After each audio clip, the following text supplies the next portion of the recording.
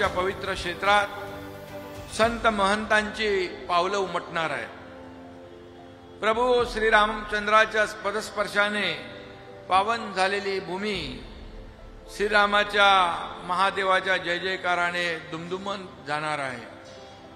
खऱ्या अर्थाने कुंभमेळ्याची पर्वणी हा एक महान क्षण आहे आणि म्हणून हा महान सोहळा उत्कृष्टपणे आणि निर्विघ्नपणे पार पडला पाहिजे, यासाठी राज्य सरकार, सिंहस्थ प्राधिकरण, प्रशासकीय यंत्रणा आपण सगळे सज्ज आहात। हा एक पवित्र क्षण आहे, एक महान मंगल कार्याचा शुभारंभ होईल।